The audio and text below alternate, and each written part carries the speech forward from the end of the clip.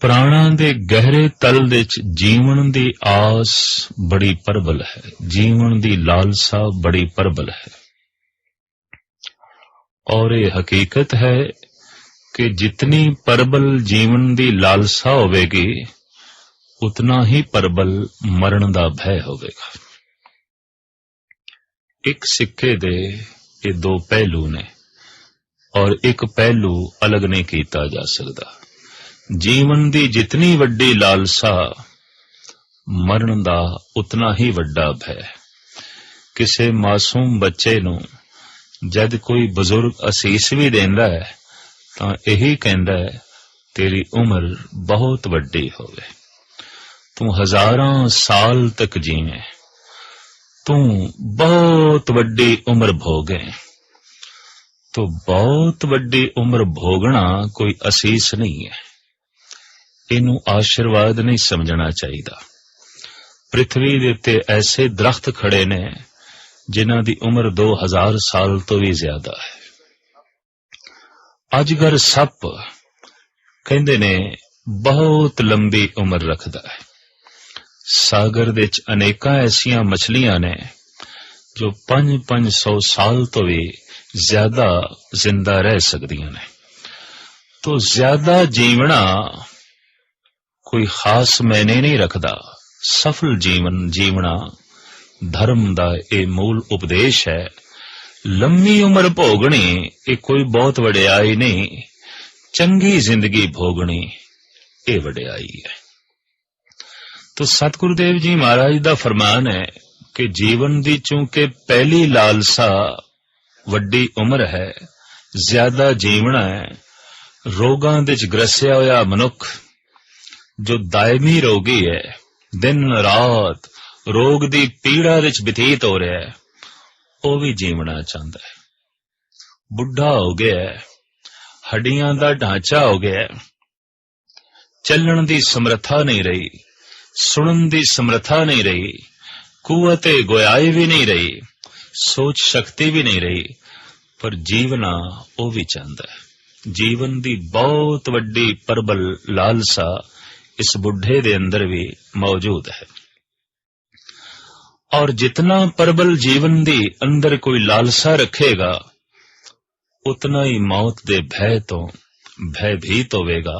तो सतगुरुदेव जी महाराज कहते उम्र इतनी लंबी होवे, कितनी, जे जुग चारे आर जा, रूहे जमीन देते इतनी वड्डी उम्र अज तक ते किसे दी होई नहीं।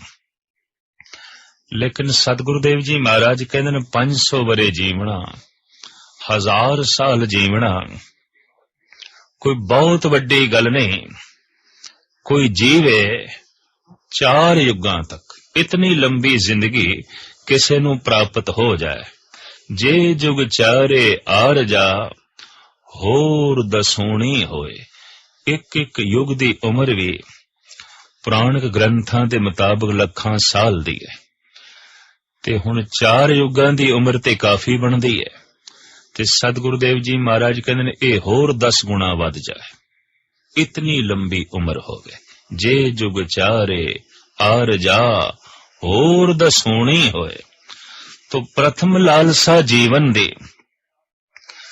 दूसरी लालसा मनुख दे अंदर ये आउंदी है कि हर बंदा मैनू चंगा चंगा आखे, महान आखे, हर बंदे दी जबान दे ते मेरी उपमा होवे, मेरी तारीफ होवे। मनुख दी बुनियादी भुखां दे चों ये भी एक भुख है। जिथे बहुत लंबी उम्र भोगना चाहता है उत्थे ये भी चाहता है कि हर एक दी रसना ते मेरा जिक्र होवे, हर एक जबान मेरी तारीफ करे, मेरी उपमा दे पुल बनने। तो पातशाह दा फरमान है, नवां खंडां विच जाणीए नाल चले सब कोय। सिर्फ वड्डी उम्र ही ना होवे बल्कि 9 खंड पृथ्वी दे च जाने आ जाए। किसी दी तां सिर्फ वाकफियत अपने घर दे च ही होंदी है, घर दी 4 दीवारी दे च ही लोकी जानदे ने उसनू। इस तो ज्यादा किसी नू कोई नहीं पता। लेकिन कुछ एक मनुख ऐसे होंदे ने ਕਿ ਉਹਨੂੰ ਮੁਹੱਲੇ ਵਾਲੇ ਵੀ ਜਾਣਦੇ ਨੇ। ਜਿਸ ਕਲੋਨੀ ਦੇ ਚ ਉਹ ਰਹਿੰਦਾ ਹੈ ਸਾਰੇ ਉਸ ਨੂੰ ਜਾਣਦੇ ਨੇ, ਉਸ ਦੀ ਇਤਨੀ ਚਰਚਾ ਹੁੰਦੀ ਹੈ। ਕਈ ਦਫਾ ਇਸ ਤੋਂ ਜ਼ਿਆਦਾ ਮਨੁੱਖ ਸਮਰੱਥ ਬਣ ਜਾਂਦਾ ਹੈ ਤੇ ਜਿਸ ਸ਼ਹਿਰ ਦੇ ਰਹਿੰਦਾ ਹੈ ਸਾਰੇ ਦੇਸ਼ ਵਾਸੀ, ਸਾਰੇ ਸ਼ਹਿਰ ਵਾਸੀ ਉਸ ਨੂੰ ਜਾਣਦੇ ਨੇ, ਸਾਰੇ ਦੇਸ਼ ਵਾਸੀ ਉਸ ਨੂੰ ਜਾਣਦੇ ਨੇ। ਔਰ ਕਈ ਦਫਾ ਐਸਾ ਵੀ ਹੁੰਦਾ ਹੈ ਕਿ ਸਾਰਾ ਸੰਸਾਰ ਉਸ ਨੂੰ ਜਾਣਦਾ ਹੈ। ਇਤਨੀ ਉਸ ਦੀ ਪ੍ਰਤਿਸ਼ਠਾ ਹੋ ਜਾਂਦੀ ਹੈ, ਇਤਨੀ ਉਸ ਦੀ ਜਗਤ ਦੇ ਚਰਚਾ ਹੋ ਜਾਂਦੀ ਹੈ, ਸਾਰੇ ਸੰਸਾਰ ਵਿੱਚ ਉਹਦੀ ਗੱਲ ਚੱਲਦੀ ਹੈ। ਤੋ ਪਾਤਸ਼ਾਹ ਕਹਿੰਦੇ ਨੇ ਸਿਰਫ ਇਹ ਹੀ ਨਾ ਹੋਵੇ ਕਿ ਉਸ ਦੀ ਉਮਰ ਬਹੁਤ ਵੱਡੀ ਹੋਵੇ, 9 ਖੰਡ ਪ੍ਰਿਥਵੀ ਵਿੱਚ ਜਾਣਿਆ ਵੀ ਜਾਏ, 9 ਖੰਡ ਪ੍ਰਿਥਵੀ ਵਿੱਚ ਸਾਰਿਆਂ ਨੂੰ ਪਤਾ ਵੀ ਹੋਵੇ ਕਿ ਇਸ ਢੰਗ ਦਾ ਵੀ ਕੋਈ ਮਨੁੱਖ ਹੈ। ਪਰ ਸਾਹਿਬ ਨਾਲ ਕਹਿੰਦੇ ਨੇ ਨਾਲ ਚਲੇ ਸਭ ਕੋਏ, ਉਹ ਜਿਸ ਪਾਸੇ ਜਾਵੇ ਉਹਦੇ ਨਾਲ ਹਾਮੀ ਭਰਨ ਵਾਲੇ ਸਾਰੇ ਹੀ ਹੋਣ। ਮਜਾਲ ਕੋਈ ਇਨਕਾਰ ਕਰ ਜਾਏ, ਕੋਈ ਸਾਹਮਣੇ ਖੜਾ ਹੋ ਜਾਏ, ਉਹਦੇ ਨਕਸ਼ੇ ਕਦਮ ਤੇ ਚੱਲਣ ਵਾਲੇ ਹੋਣ। ਜਿੱਧਰ ਉਹ ਚਲੇ ਜਗਤ ਉਸ ਪਾਸੇ ਚਲੇ, ਜੋ ਕੁਛ ਉਹ ਬੋਲੇ ਜਗਤ ਉਹੀ ਕੁਛ ਕਰੇ। ਇਤਨੀ ਵੱਡੀ ਕੋਈ ਸਮਰੱਥਾ ਦਾ ਮਾਲਿਕ ਹੋ ਜਾਏ। ਪਾਤਸ਼ਾਹ ਕਹਿੰਦੇ ਨੇ ਫਿਰ ਹੋਰ ਵੀ ਉਸ ਦੇ ਕੋਲ ਖੂਬੀਆਂ ਹੋਵਨ। ਚੰਗਾ ਨਾਉ ਰਖਾਏ ਕੇ ਜਸ ਕੀ ਰਤ ਜਗ ਲੈ। ਇਤਨਾ ਉਸ ਦਾ ਨਾਮ ਚੰਗਾ ਹੋ ਜਾਏ ਕਿ ਸੰਸਾਰ ਦੀ ਹਰ ਜ਼ਬਾਨ ਦੇ ਉੱਤੇ ਉਸ ਦੀ ਕੀਰਤੀ ਹੋਵੇ, ਉਸ ਦਾ ਜਸ ਹੋਵੇ, ਉਸ ਦੀ ਮਹਿਮਾ ਹੋਵੇ। ਮਹਾਰਾਜ ਕਹਿੰਦੇ ਨੇ ਇਤਨੀਆਂ ਖੂਬੀਆਂ ਦਾ ਵੀ ਕੋਈ ਮਾਲਿਕ ਬਣ ਜਾਏ ਤਾਂ ਜੇ ਤਿਸ ਨਦਰ ਨਾ ਆਵਈ ਤਾਂ ਬਾਤ ਨਾ ਪੁੱਛੇ ਕਿ। ਜੇ ਪ੍ਰਮਾਤਮਾ ਦੀ ਨਿਗਾਹ ਦੇ ਥੱਲੇ ਨਹੀਂ ਆਇਆ ਤਾਂ ਅੱਗੇ ਕਿਸੇ ਨੇ ਗੱਲ ਨਹੀਂ ਪੁੱਛਣੀ। ਭਾਵ ਜੀਵਨ ਵਿਅਰਥ ਚਲਾ ਗਿਆ। ਮਨੁੱਖਾਂ ਦੀ ਨਜ਼ਰਾਂ ਤੋਂ ਉੱਚਾ ਉੱਠਣਾ ਆਸਾਨ ਹੈ, ਪ੍ਰਮਾਤਮਾ ਦੀ ਨਿਗਾਹ ਦੇ ਥੱਲੇ ਆ ਜਾਣਾ ਔਖਾ ਹੈ, ਬਹੁਤ ਕਠਿਨ ਹੈ। ਜੀਵਨ ਦੀ ਪ੍ਰਬਲ ਲਾਲਸਾ ਇਸ ਗੱਲ ਦਾ ਸਬੂਤ ਹੈ ਕਿ ਜੀਵਨ ਦੇ ਵਿੱਚ ਕੋਈ ਪੂਰਨਤਾ ਪ੍ਰਾਪਤ ਨਹੀਂ ਹੋਈ। ਜਿਸ ਦਿਨ ਪੂਰਨਤਾ ਪ੍ਰਾਪਤ ਹੋ ਜਾਂਦੀ ਹੈ ਜੀਵਨ ਦੀ ਲਾਲਸਾ ਖਤਮ ਹੋ ਜਾਂਦੀ ਹੈ। ਜਿਸ ਦਿਨ ਪੂਰਨਤਾ ਪ੍ਰਾਪਤ ਹੋ ਜਾਂਦੀ ਹੈ ਮਰਨ ਦਾ ਭੈ ਵੀ ਖਤਮ ਹੋ ਜਾਂਦਾ ਹੈ। ਬੁਨਿਆਦੀ ਰੂਪ ਵਿੱਚ ਤੇ ਭੈ ਮਨੁੱਖ ਦੇ ਅੰਦਰ ਇੱਕੋ ਹੀ ਹੈ, ਮਰਨ ਦਾ, ਹੋਰ ਕੋਈ ਭੈ ਨਹੀਂ ਹੈ। ਮਨੁੱਖ ਜਦ ਵੀ ਡਰਦਾ ਹੈ ਮੌਤ ਤੋਂ ਡਰਦਾ ਹੈ। ਸੱਪ ਤੋਂ ਮਨੁੱਖ ਨਹੀਂ ਡਰਦਾ, ਸਰਪ ਦੇ ਅੰਦਰ ਛੁਪੀ ਹੋਈ ਉਸ ਨੂੰ ਆਪਣੀ ਮੌਤ ਦਿਖਾਈ ਦਿੰਦੀ ਹੈ, ਉਸ ਤੋਂ ਡਰਦਾ ਹੈ। ਮਨੁੱਖ ਸ਼ੇਰ ਤੋਂ ਨਹੀਂ ਡਰਦਾ, ਸ਼ੇਰ ਦੇ ਅੰਦਰ ਉਸ ਨੂੰ ਆਪਣੀ ਮੌਤ ਦਿਖਾਈ ਦਿੰਦੀ ਹੈ, ਇਸ ਵਾਸਤੇ ਉਹ ਇੱਕ ਪਾਸੇ ਹੁੰਦਾ ਹੈ। ਔਰ ਅਗਾਂਹ ਚਲੀਏ, ਮਨੁੱਖ ਦੇ ਅੰਦਰ ਇਹ ਜਿਹੜਾ ਪ੍ਰਬਲ ਭੈ ਹੈ ਇਹ ਰੋਮ ਰੋਮ ਦੇ ਚ ਵਿਆਪਕ ਹੈ। ਇਸ ਵਾਸਤੇ ਸਿਆਣੇ ਕਹਿੰਦੇ ਨੇ ਕਿ ਧਰਮ ਦੀ ਮੂਲ ਸਿੱਖਿਆ ਇਨ੍ਹਾਂ ਹੀ 2 ਗੱਲਾਂ ਦੇ ਉੱਪਰ ਖੜੀ ਹੈ ਕਿ ਜੀਵਨ ਦੀ ਲਾਲਸਾ ਤੋਂ ਉੱਚੇ ਹੋ ਜਾਣਾ ਤੇ ਮਰਨ ਦੇ ਭੈ ਤੋਂ ਰਹਿਤ ਹੋ ਜਾਣਾ। ਭੈ ਤੇ ਮਰਨ ਦਾ ਹੀ ਹੈ। ਤੇ ਮੌਤ ਸ਼ਾਸਤਰਕਾਰਾਂ ਨੇ ਕਈ ਤਰ੍ਹਾਂ ਦੀ ਮੰਨੀ ਹੈ। ਆਰਥਿਕ ਮੌਤ, ਰਾਜਨੀਤਿਕ ਮੌਤ, ਸਮਾਜਿਕ ਮੌਤ, ਧਾਰਮਿਕ ਮੌਤ, ਸਰੀਰਕ ਮੌਤ, ਬੌਧਿਕ ਮੌਤ। ਮੌਤ ਦੇ ਇਹਨੇ ਅਨੇਕਾਂ ਪਹਿਲੂ ਨੇ। ਆਰਥਿਕ ਮੌਤ, ਦਿਵਾਲੀਆ ਹੋ ਗਿਆ, ਬਾਲ ਬਾਲ ਕਰਜ਼ਾਈ ਹੋ ਗਿਆ, ਦੇਣਾ ਸਾਰਿਆਂ ਦਾ ਹੈ, ਲੈਣਾ ਕਿਸੇ ਕੋਲ ਵੀ ਨਹੀਂ। ਲੋਕੀ ਕਹਿੰਦੇ ਨੇ ਇਸ ਦੀ ਤੇ ਆਰਥਿਕ ਤੌਰ ਤੇ ਮੌਤ ਹੋ ਗਈ, ਇਹ ਤੇ ਖਤਮ ਹੋ ਗਿਆ। ਅਰਥ ਦੀ ਦੁਨੀਆ ਵਿੱਚ ਇਹ ਮਿਟ ਗਿਆ, ਧਨ ਦੀ ਦੁਨੀਆ ਵਿੱਚ ਇਹ ਖਤਮ ਹੋ ਗਿਆ। ਤੋ ਚਰਚਾ ਚੱਲ ਪੈਂਦੀ ਹੈ ਇਹਦੀ ਆਰਥਿਕ ਤੌਰ ਤੇ ਮੌਤ ਹੋ ਗਈ। ਸਮਾਜਿਕ ਮੌਤ, ਕੋਈ ਕਲੰਕ ਲੱਗ ਗਿਆ, ਕੋਈ ਦਾਗ ਲੱਗ ਗਿਆ, ਜਗਤ ਦੇ ਵਿੱਚ ਅਪਜਸ ਹੋ ਗਿਆ, ਤੋ ਆਮ ਚਰਚਾ ਚੱਲ ਪੈਂਦੀ ਹੈ ਵੀ ਇਸ ਬੰਦੇ ਦੀ ਤੇ ਸਮਾਜਿਕ ਤੌਰ ਤੇ ਮੌਤ ਹੋ ਗਈ। ਮੁੜ ਕੇ ਇਸ ਦੀ ਪ੍ਰਤਿਸ਼ਠਾ ਬਣ ਸਕੇ, ਇਹਦੀ ਇੱਜ਼ਤ ਮਾਣ ਵਡਿਆਈ ਬਣ ਸਕੇ, ਗੱਲ ਔਖੀ। ਜਿਸ ਤਰ੍ਹਾਂ ਮੁਰਦਾ ਜ਼ਿੰਦਾ ਨਹੀਂ ਹੋ ਸਕਦਾ, इस ढंग की भी किसी वक्त समाजिक तौर ते बंदे दी मौत हो जाती है, मुड़ के समाज दे विच रुतबा प्राप्त करना औखा हो जाता है। शरीरक मौत आमदे हुए श्वास ना आवन, चलदे हुए श्वास रुक गए, शरीरक मौत। और इसे तरीके नाल बुद्धि दे विचारां दी शक्ति ही खत्म हो गई, आमदे हुए विचार रुक गए। जैसे कि पागल है, इहदी बौद्धिक तौर ते मौत है, दिमागी तौर ते मर चुके है। शरीरक तौर ते जिंदा है, बौद्धिक तौर ते मुर्दा है, पागल। ओदे कोल शरीर दी जिंदगी ते है, ओदे कोल बौद्धिक जीवन नहीं है, ओदे कोल दिमागी जिंदगी नहीं है। ते बौद्धिक जिस दे कोल जिंदगी नहीं है, वो ते मनुखता तो भी थल्ले चला जाता है, बल्कि पशुआं तो भी कई दफा ज्यादा थल्ले चला जाता है। इस वास्ते दरिंदे पशुआं तो जिथे भय लगता है, पागल तो भी डर लगता है, क्योंकि बौद्धिक तौर ते मरिया होया है, सिर्फ शरीरक तल दे उत्ते जी रहा है। तो भय मरण दा है।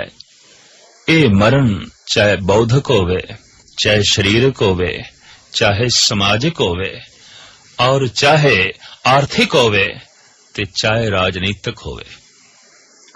समुची दुनिया दे हर देश दे ऐसे मनुख हैं, घूम रहे ने अजे भी, जिन्हां नूं वेख के लोकी कहंदे ने कि राजनीतिक तौर ते इन्हां दी मौत हो चुकी है।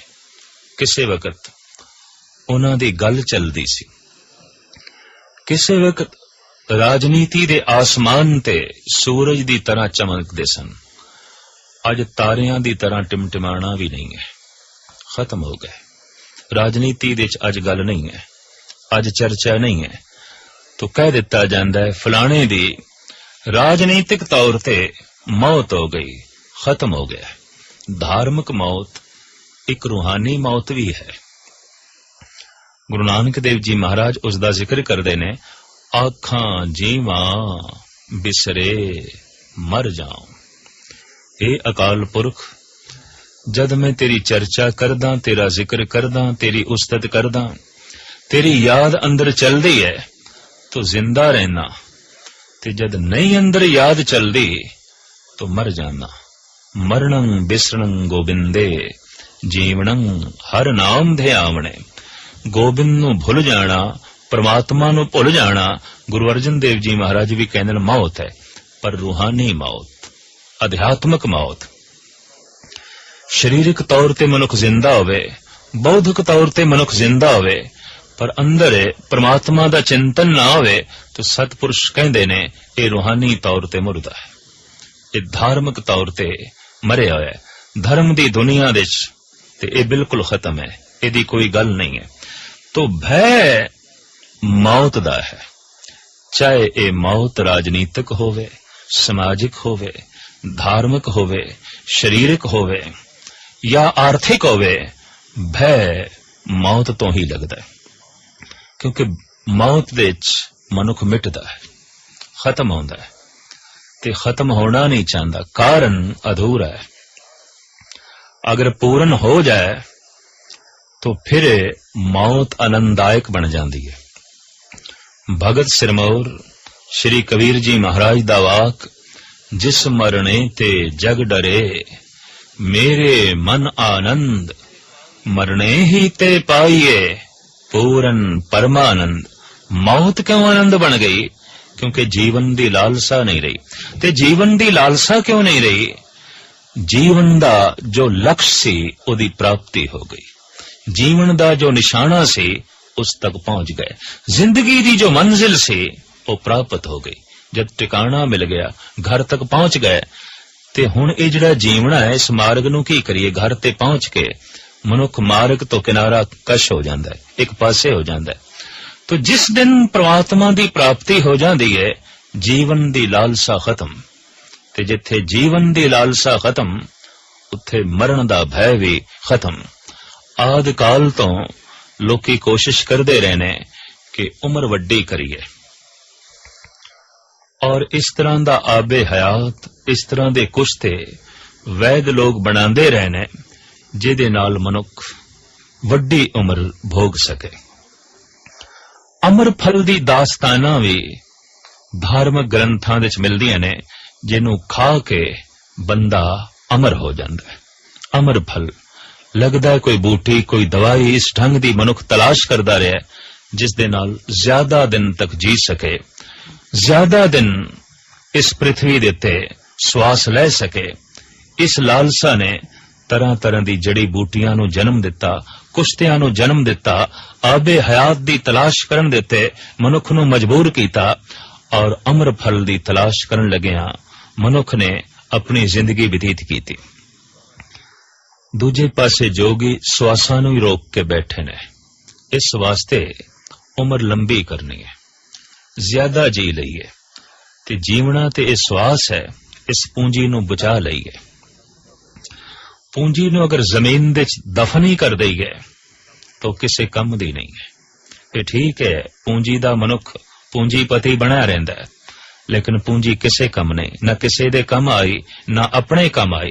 ਸਵਾਸਾਂ ਨੂੰ ਰੋਕ ਕੇ ਜੋ ਬੈਠ ਗਿਆ ਹੈ, ਜੀਵਨ ਵਿਅਰਥ ਗਵਾ ਰਿਹਾ ਹੈ, ਸਮਾਂ ਵਿਅਰਥ ਜ਼ਾਇਆ ਕਰ ਰਿਹਾ ਹੈ। ਲੇਕਿਨ ਲੰਬੀ ਜ਼ਿੰਦਗੀ ਭੋਗਣ ਦੀ ਲਾਲਸਾ ਇਸ ਤਰ੍ਹਾਂ ਦੀ ਸਾਧਨਾ ਕਰਨ ਦੇ ਉੱਤੇ ਵੀ ਮਜਬੂਰ ਕਰਦੀ ਹੈ, ਔਰ ਇਸ ਤਰ੍ਹਾਂ ਦੀ ਸਾਧਨਾ ਜੇ ਕਿਸੇ ਦੀ ਸਫਲ ਹੋ ਜਾਏ ਤੇ ਸਾਹਿਬ ਕਹਿੰਦੇ ਨੇ ਉਹ ਇਤਨਾ ਜੀਵੇ ਜਿਤਨਾ ਕਿ 4 ਯੁੱਗ ਨੇ। ਤੇ 4 ਯੁੱਗ ਹੈ ਕਿਉਂ? ਉਸ ਦੀ ਜ਼ਿੰਦਗੀ ਇਤਨੀ ਲੰਬੀ ਹੋਵੇ ਕਿ ਹੋਰ 10 ਗੁਣਾ ਵੱਧ ਜਾਏ, ਸਾਰੀ ਦੁਨੀਆ ਦੇ ਵਿੱਚ ਉਹਦਾ ਜਸ ਹੋਵੇ, ਸਾਰੀ ਦੁਨੀਆ ਦੇ ਵਿੱਚ ਉਹ ਜਾਣਿਆ ਜਾਏ, ਤੇ ਜਿੱਧਰ ਜਾਵੇ ਉਹਦੇ ਨਕਸ਼ੇ ਕਦਮ ਤੇ ਚੱਲਣ ਵਾਸਤੇ ਹਰ ਇੱਕ ਤਿਆਰ ਹੋਵੇ, ਹਰ ਇੱਕ ਦੀ ਰਸਨਾ ਦੇ ਉੱਤੇ ਉਸ ਦੀ ਕੀਰਤੀ ਹੋਵੇ, ਉਸ ਦੀ ਮਹਿਮਾ ਹੋਵੇ। ਪਰ ਜੋ ਪ੍ਰਮਾਤਮਾ ਦੀ ਨਿਗਾਹ ਦੇ ਥੱਲੇ ਨਹੀਂ ਆਇਆ ਤਾਂ ਸਾਹਿਬ ਕਹਿੰਦੇ ਨੇ ਅਗਾਂਹ ਚੱਲ ਕੇ ਇਸ ਦੀ ਕਿਸੇ ਨੇ ਗੱਲ ਨਹੀਂ ਪੁੱਛਣੀ, ਤੇ ਹੋਵੇਗਾ ਕਿ ਸਾਹਿਬ ਗੁਰੂ ਨਾਨਕ ਦੇਵ ਜੀ ਮਹਾਰਾਜ ਦਾ ਫਰਮਾਨ, ਕੀਟਾਂ ਅੰਦਰ ਕੀਟ ਕਰ ਦੋਸੀ ਦੋਸ ਦਰੇ। ਕੀੜਿਆਂ ਦੇ ਚੋਂ ਕੀੜਾ ਸਭ ਤੋਂ ਨਿਖਿੱਧ ਹੈ ਬਿਸ਼ਟਾ ਦਾ ਕੀੜਾ। ਉੱਤਮ ਕੀੜੇ ਵੀ ਹੈਗੇ ਨੇ, ਜੈਸੇ ਰੇਸ਼ਮ ਦਾ ਕੀੜਾ ਸ਼ਹਿਤੂਤ ਦੇ ਪੱਤੇ ਖਾਂਦਾ ਹੈ, ਰੇਸ਼ਮ ਉਗਲਦਾ ਹੈ। ਉਸ ਕੀੜੇ ਨੂੰ ਵੇਖ ਕੇ ਅਸੀਂ ਘਿਰਣਾ ਨਹੀਂ ਕਰ ਸਕਦੇ, ਪਰ ਜੋ ਬਿਸ਼ਟਾ ਦੇ ਚ ਹੀ ਰੁਲ ਰਿਹਾ ਹੈ, ਬਿਸ਼ਟਾ ਹੀ ਖਾ ਰਿਹਾ ਹੈ ਔਰ ਬਿਸ਼ਟਾ ਹੋ ਗਿਆ, ਕੀੜਿਆਂ ਦੇ ਚੋਂ ਇਹ ਨਿਖਿੱਧ ਕੀੜਾ ਹੈ। ਤਾਂ ਕੋਈ ਇਤਨੀ ਮਹਿਮਾ ਦਾ ਮਾਲਕ ਹੋਵੇ ਤੇ ਪ੍ਰਮਾਤਮਾ ਦੀ ਨਿਗਾਹ ਦੇ ਥੱਲੇ ਨਹੀਂ ਆਇਆ, ਸਾਹਿਬ ਕਹਿੰਦੇ ਨੇ ਕੀੜਿਆਂ ਦੇ ਚ ਐਸਾ ਕੀੜਾ ਬਣੇਗਾ ਜੋ ਬਿਸ਼ਟਾ ਦਾ ਕੀੜਾ ਹੈ, ਨਿਖਿੱਧ ਕੀੜਾ ਹੈ। ਕੀਟਾ ਅੰਦਰ ਕੀਟ ਕਰ ਦੋਸੀ ਦੋਸ ਦਰੇ। ਇਸ ਦੋਸ਼ੀ ਦੇ ਉੱਤੇ ਤਰ੍ਹਾਂ ਤਰ੍ਹਾਂ ਦੇ ਦੋਸ਼ ਆਇਦ ਹੋਣਗੇ ਕਿ ਤੂੰ ਮਨੁੱਖ ਦੀ ਨਜ਼ਰਾਂ ਤੋਂ ਉੱਚਾ ਉੱਠਣ ਦੀ ਕੋਸ਼ਿਸ਼ ਕੀਤੀ, ਪਰਮਾਤਮਾ ਦੀ ਨਿਗਾਹ ਥੱਲੇ ਆਉਣ ਦੀ ਕੋਸ਼ਿਸ਼ ਨਾ ਕੀਤੀ। ਤੂੰ ਝੂਠਾ ਸਨਮਾਨ ਪ੍ਰਾਪਤ ਕਰਨ ਦੀ ਕੋਸ਼ਿਸ਼ ਕੀਤੀ, ਤੂੰ ਸੱਚੀ ਇੱਜ਼ਤ ਮਾਣ ਵਡਿਆਈ ਪ੍ਰਾਪਤ ਕਰਨ ਦੀ ਕੋਸ਼ਿਸ਼ ਨਾ ਕੀਤੀ। ਅੰਜਾਮ ਕੀ ਹੋਇਆ? ਕੀਟਾ ਅੰਦਰ ਕੀਟ ਕਰ ਦੋਸੀ ਦੋਸ ਦਰੇ। ਪਰ ਸਾਹਿਬ ਗੁਰੂ ਨਾਨਕ ਦੇਵ ਜੀ ਮਹਾਰਾਜ ਅੱਗੇ ਫਰਮਾਨ ਕਰਦੇ ਨੇ, ਪਰਮਾਤਮਾ ਦੇ ਦਰਵਾਜ਼ੇ ਹਮੇਸ਼ਾ ਲਈ ਕਿਸੇ ਵਾਸਤੇ ਬੰਦ ਨਹੀਂ। ਅਗਰ ਕੋਈ ਦੁਆਰ ਤੇ ਦਸਤਕ ਦੇਵੇ, ਭਾਵੇਂ ਮੁੱਦਤ ਬਾਅਦ ਦੇਵੇ, ਕਿਸੇ ਵਕਤ ਵੀ ਦੇਵੇ, ਪਰਮਾਤਮਾ ਦੁਆਰ ਖੋਲਣ ਨੂੰ ਤਿਆਰ ਹੈ। ਇਸ ਵਾਸਤੇ ਸਤਿਗੁਰੂ ਕਹਿੰਦੇ ਨੇ, ਨਾਨਕ ਨਿਰਗੁਣ ਗੁਣ ਕਰੇ ਗੁਣਵੰਤਿਆਂ ਗੁਣ ਦੇ। ਉਹ ਐਸਾ ਬਖਸ਼ਿੰਦ ਹੈ, ਐਸਾ ਦਿਆਲੂ ਹੈ, ਜਿਹਦੇ ਕੋਲ ਕੋਈ ਵੀ ਗੁਣ ਨਾ ਆਵੇ ਪਰ ਉਸ ਦਾ ਦੁਆਰ ਖਟਖਟਾ ਦੇਵੇ, ਗੁਣਾ ਨਾਲ ਉਸ ਦੀ ਝੋਲੀ ਭਰ ਦਿੰਦਾ ਹੈ। ਔਰ ਇੱਕ ਗੁਣ ਇਤਨਾ ਮਹਾਨ ਹੈ ਕਿ ਲੱਖਾਂ ਰੁਪਏ ਦੇ ਬਦਲੇ ਵੀ ਬਾਜ਼ਾਰ ਵਿੱਚ ਮਿਲੇਗਾ ਨਹੀਂ। ਸਬਰ, ਸੰਤੋਖ, ਖਿਮਾ, ਸੀਲ, ਸੰਜਮ ਔਰ ਪ੍ਰਭੂ ਦਾ ਗਿਆਨ, ਆਨੰਦ, ਰਸ ਬਾਜ਼ਾਰ ਵਿੱਚ ਸਾਰੀ ਪੂੰਜੀ ਵੀ ਖਰਚ ਕਰੀਏ ਤੇ ਨਹੀਂ ਮਿਲੇਗਾ। ਪਰ ਪ੍ਰਮਾਤਮਾ ਐਸਾ ਦਿਆਲੂ ਹੈ, ਜਿਹੜਾ ਉਸ ਦੇ ਦੁਆਰ ਦੇ ਉੱਤੇ ਦਸਤਕ ਦਿੰਦਾ ਹੈ, ਆਪਣੇ ਦੈਵੀ ਗੁਣਾ ਨਾਲ ਉਹਦੀ ਝੋਲੀ ਭਰ ਦਿੰਦਾ ਹੈ। ਤੋ ਸਤਿਗੁਰੂ ਦਾ ਫਰਮਾਨ, ਨਾਨਕ ਨਿਰਗੁਣ ਗੁਣ ਕਰੇ ਗੁਣਵੰਤੀਆਂ ਗੁਣ ਦੇ। ਤੇ ਜਿਹੜੇ ਪਹਿਲੇ ਤੋਂ ਹੀ ਗੁਣਵਾਨ ਨੇ, ਉਹਨਾਂ ਦੀ ਝੋਲੀ ਦੇ 'ਚ ਹੋਰ ਗੁਣ ਪਾ ਦਿੰਦਾ ਹੈ। ਤੇ ਮਨੁੱਖ ਦੀ ਮਹਾਨਤਾ ਗੁਣਾ ਕਰਕੇ ਕੋਈ ਮਨੁੱਖ ਨਿਖੇਧਾ ਹੈ, ਕਿਸ ਤਰ੍ਹਾਂ ਪਹਿਚਾਣ ਹੋਵੇਗੀ? ਔਗੁਣ ਨੇ। ਤੇ ਕੋਈ ਮਨੁੱਖ ਮਹਾਨ ਹੈ, ਕਿਸ ਤਰ੍ਹਾਂ ਪਹਿਚਾਣ ਹੋਵੇਗੀ? ਉਹਦੇ ਕੋਲ ਗੁਣ ਨੇ। ਕੋਈ ਪ੍ਰਮਾਤਮਾ ਦੇ ਨੇੜੇ ਚਲਾ ਗਿਆ, ਕਿਸ ਤਰ੍ਹਾਂ ਪਹਿਚਾਣ ਹੋਵੇਗੀ? ਉਹਦੇ ਕੋਲ ਗੁਣ ਨੇ। ਤੇ ਗੁਣ ਸਾਰੇ ਹੀ ਪ੍ਰਮਾਤਮਾ ਦੇ ਨੇ। ਜੈਸੇ ਪ੍ਰਿਥਵੀ ਦੇ ਉੱਤੇ ਜਿਤਨੀ ਵੀ ਰੋਸ਼ਨੀ ਹੈ, ਸਾਰੀ ਦੀ ਸਾਰੀ ਸੂਰਜ ਦੀ ਹੈ। ਜਗਤ ਦੇ ਜਿਤਨੇ ਵੀ ਗੁਣ ਨੇ, ਸਾਰੇ ਦੇ ਸਾਰੇ ਗੁਣ ਅਕਾਲ ਪੁਰਖ ਦੇ ਨੇ, ਪਰਿਪੂਰਨ ਪ੍ਰਮਾਤਮਾ ਦੇ ਨੇ। ਤਾਂ ਸਾਹਿਬ ਕਹਿੰਦੇ ਨੇ, ਜਿਹੜਾ ਗੁਣਵਾਨ ਹੈ, ਗੁਣਾਂ ਨਾਲ ਉਸ ਦੀ ਹੋਰ ਝੋਲੀ ਭਰ ਦਿੰਦਾ ਹੈ, ਉਹ ਪਰਿਪੂਰਨ ਪ੍ਰਮਾਤਮਾ ਜਿਹੜਾ ਉਸ ਦੇ ਦੁਆਰ ਦੇ ਉੱਤੇ ਦਸਤਕ ਦਿੰਦਾ ਹੈ। ਨਾਨਕ ਨਿਰਗੁਣ ਗੁਣ ਕਰੇ, ਗੁਣਵੰਤਿਆਂ ਗੁਣ ਦੇ, ਤੇਹਾ ਕੋਇ ਨ ਸੁਝਈ, ਜੇ ਤਿਸ ਗੁਣ ਕੋਇ ਕਰੇ। ਸਾਹਿਬ ਗੁਰੂ ਨਾਨਕ ਦੇਵ ਜੀ ਮਹਾਰਾਜ ਦਾ ਫਰਮਾਨ, ਮੈਂ ਸਮੂਹ ਜਗਤ ਦੇ ਉੱਤੇ ਨਿਗਾਹ ਮਾਰ ਕੇ ਵੇਖ ਲਈਏ, ਐਸਾ ਦਾਤਾ ਹੋਰ ਕੋਈ ਵੀ ਨਹੀਂ। ਪ੍ਰਮਾਤਮਾ ਵਰਗੀ ਹੋਰ ਕੋਈ ਹਸਤੀ ਨਹੀਂ ਕਿ ਨਿਗੁਣਿਆਂ ਨੂੰ ਗੁਣ ਦੇ ਦੇਵੇ ਤੇ ਗੁਣਵਾਨਾਂ ਦੀ ਝੋਲੀ ਹੋਰ ਗੁਣਾਂ ਨਾਲ ਭਰ ਦੇਵੇ, ਆਨੰਦ ਨਾਲ ਭਰ ਦੇਵੇ। ਐਸਾ ਬਖਸ਼ਿੰਦ, ਐਸਾ ਦਿਆਲੂ, ਐਸਾ ਸਮਗਰ ਵਿਆਪਕ ਪ੍ਰਮਾਤਮਾ ਵਰਗਾ ਹੋਰ ਕੋਈ ਵੀ ਨਹੀਂ। ਤੇਹਾ ਕੋਏ ਨ ਸੁਝਈ, ਜੇ ਤਿਸ ਗੁਣ ਕੋਈ ਕਰੇ। ਇਸ ਤਰ੍ਹਾਂ ਦੇ ਗੁਣ ਕੋਈ ਹੋਰ ਦੇ ਸਕੇ, ਪ੍ਰਮਾਤਮਾ ਤੋਂ ਇਲਾਵਾ ਮੈਨੂੰ ਹੋਰ ਕੋਈ ਨਹੀਂ ਦਿਖਾਈ ਦਿੰਦਾ। ਔਰ ਵਾਸਤਵਿਕ ਇਹ ਸਹੀ ਖੋਜ ਸਤਪੁਰਸ਼ਾਂ ਦੇ ਸਾਹਮਣੇ ਹੀ ਆਈ ਹੈ ਕਿ ਦਾਤਾ ਕੇਵਲ ਪ੍ਰਮਾਤਮਾ ਹੈ, ਅਕਾਲ ਪੁਰਖ ਹੈ, ਔਰ ਉਹ ਦਾਤ ਦੇ ਰਿਹਾ ਹੈ। ਦਾਤ ਕੀ ਹੁੰਦੀ ਹੈ? ਜਿਹਦੇ ਬਦਲੇ ਵਿੱਚ ਕੁਝ ਚੁਕਾਣਾ ਨਾ ਪਵੇ ਤੇ ਸਾਨੂੰ ਮਿਲ ਜਾਏ। ਇਹ ਜ਼ਿੰਦਗੀ ਸਾਨੂੰ ਦਾਨ ਵਿੱਚ ਮਿਲੀ ਹੈ, ਇਹ ਹੱਥ ਤੇ ਪੈਰ ਸਾਨੂੰ ਦਾਨ ਵਿੱਚ ਮਿਲੇ ਨੇ, ਇਹ ਕੂਵਤ, ਇਹ ਗੁਆਈ, ਇਹ ਬੋਲਣ ਦੀ ਸ਼ਕਤੀ ਸਾਨੂੰ ਦਾਨ ਵਿੱਚ ਮਿਲੀ ਹੈ, ਇਹ ਨੇਤਰ ਸਾਨੂੰ ਦਾਨ ਵਿੱਚ ਮਿਲੇ ਨੇ, ਸੋਚਣ ਦੀ ਸ਼ਕਤੀ ਸਾਨੂੰ ਦਾਨ ਵਿੱਚ ਮਿਲੀ ਹੈ। ਔਰ ਕੋਈ ਮਨੁੱਖ ਆਪਣੀ ਝੋਲੀ ਵੱਡੀ ਕਰੇ ਤਾਂ ਹੋਰ ਬਹੁਤ ਕੁਝ ਉਸ ਦੀ ਝੋਲੀ ਵਿੱਚ ਪੈ ਜਾਂਦਾ ਹੈ। ਉਹ ਦੇਣ ਨੂੰ ਹਰ ਵਕਤ ਤਿਆਰ ਹੈ। ਦਰਅਸਲ ਲੈਣ ਵਾਲੇ ਦੀ ਝੋਲੀ ਛੋਟੀ ਹੁੰਦੀ ਹੈ ਜਾਂ ਲੈਣ ਵਾਲਾ ਥੱਕ ਜਾਂਦਾ ਹੈ। ਦੇਂਦਾ ਦੇ, ਲੈਂਦੇ ਥੱਕ ਪਾਏ। ਲੈਣ ਵਾਲਾ ਹੀ ਥੱਕ ਜਾਂਦਾ ਹੈ, ਉਹ ਦੇਂਦਿਆਂ ਨਹੀਂ ਥੱਕਦਾ। ਐਸਾ ਉਹ ਦਾਤਾਰ ਹੈ, ਐਸਾ ਉਹ ਪਰਿਪੂਰਨ ਪਰਮਾਤਮਾ ਹੈ। ਇਸ ਵਾਸਤੇ ਸਾਹਿਬ ਸ੍ਰੀ ਗੁਰੂ ਨਾਨਕ ਦੇਵ ਜੀ ਮਹਾਰਾਜ ਫਰਮਾਨ ਕਰਦੇ ਨੇ, ਸਮਗਰ ਦੁਨੀਆ ਦੇ ਉੱਤੇ ਦ੍ਰਿਸ਼ਟੀ ਮਾਰ ਕੇ ਮੈਂ ਵੇਖ ਲਿਆ, ਤੇਹਾ ਕੋਏ ਨਾ ਸੁਝਈ। ਇਸ ਤਰ੍ਹਾਂ ਦਾ ਹੋਰ ਕੋਈ ਵੀ ਨਹੀਂ ਜਿਹੜਾ ਇਸ ਤਰ੍ਹਾਂ ਦੇ ਗੁਣਾਂ ਦੇ ਨਾਲ ਝੋਲੀ ਭਰ ਦੇਵੇ, ਰੱਬੀ ਦੈਵੀ ਸੰਪਦਾ ਦੇ ਨਾਲ ਮਾਲਾ ਮਾਲ ਕਰ ਦੇਵੇ। ਇਸ ਤਰ੍ਹਾਂ ਦਾ ਦਾਤਾ ਜਗਤ ਦੇ ਚ ਹੋਰ ਕੋਈ ਨਹੀਂ। ਅਕਸਰ ਦੇਖਣ ਦੇ ਚ ਆਇਆ ਕਿ ਬਹੁਤ ਦਫਾ ਮੰਗੀਏ ਵੀ ਤਾਂ ਵੀ ਮਨੁੱਖ ਨਹੀਂ ਦੇਂਦਾ, ਪਰ ਪ੍ਰਮਾਤਮਾ ਐਸਾ ਹੈ ਕਿ ਅਣਮੰਗਿਆਂ ਦਾਨ ਦੇਵਣਾ, ਕਹੋ ਨਾਨਕ ਸੱਚ ਸੰਭਾਲ ਜਿਓ। ਉਹ ਤੇ ਐਸਾ ਬਖਸ਼ਿੰਦ ਹੈ, ਉਹ ਤੇ ਐਸਾ ਦਿਆਲੂ ਹੈ, ਅਣਮੰਗਿਆਂ ਹੀ ਝੋਲੀ ਚ ਪਾ ਦਿੰਦਾ ਹੈ। ਮਾਂ ਬਾਪ ਮਿਲ ਗਏ ਨੇ, ਬਿਨਾਂ ਮੰਗ ਤੋਂ ਮਿਲੇ ਨੇ। ਔਲਾਦ ਮਿਲ ਗਈ ਹੈ, ਬਿਨਾਂ ਮੰਗ ਤੋਂ ਮਿਲ ਗਈ ਹੈ। ਸਰੀਰ ਮਿਲ ਗਿਆ ਹੈ, ਬਿਨਾਂ ਮੰਗ ਤੋਂ ਮਿਲ ਗਿਆ ਹੈ। ਹੱਥ ਪੈਰ ਮਿਲ ਗਏ ਨੇ, ਬਿਨਾਂ ਮੰਗ ਤੋਂ ਮਿਲ ਗਏ ਨੇ। ਸੂਰਜ ਦੀ ਰੋਸ਼ਨੀ ਬਿਨਾਂ ਮੰਗ ਤੋਂ ਮਿਲੀ ਹੈ। ਘਰ ਦੇ ਵਿੱਚ ਜੈਸੇ ਬਿਜਲੀ ਜਲਦੀ ਹੈ ਤੇ ਮਹੀਨੇ ਬਾਅਦ ਬਿੱਲ ਦਿੰਦੇ ਆ, ਸਦੀਆਂ ਤੋਂ ਸੂਰਜ ਰੋਸ਼ਨੀ ਦੇ ਰਿਹਾ ਹੈ, ਮੁਫਤ ਵਿੱਚ ਦੇ ਰਿਹਾ ਹੈ, ਦਾਨ ਵਿੱਚ ਦੇ ਰਿਹਾ ਹੈ, ਬਦਲੇ ਵਿੱਚ ਅਸੀਂ ਕੁਛ ਨਹੀਂ ਚੁਕਾ ਰਹੇ। ਤੋ ਐਸਾ ਉਹ ਪਰਿਪੂਰਨ ਪਰਮਾਤਮਾ ਦਾਤਾ ਹੈ। ਉਸ ਨਾਲ ਜੇ ਸੰਬੰਧ ਵਿਛਿੰਨ ਹੋ ਗਏ ਨੇ, ਟੁੱਟ ਗਏ ਨੇ, ਇਹ ਮਨੁੱਖ ਦੀ ਬਦਕਿਸਮਤੀ ਹੈ। ਤੇ ਟੁੱਟਣ ਦਾ ਇੱਕੋ ਇੱਕ ਕਾਰਨ ਹੈ, ਜੀਵਨ ਦੀ ਲਾਲਸਾ ਤੇ ਮਰਨ ਦਾ ਭੈ। ਹਰ ਵਕਤ ਜੀਵਨ ਦੀ ਲਾਲਸਾ ਵਿੱਚ ਰਹਿਣਾ ਤੇ ਹਰ ਵਕਤ ਮਰਨ ਦੇ ਭੈ ਵਿੱਚ ਰਹਿਣਾ।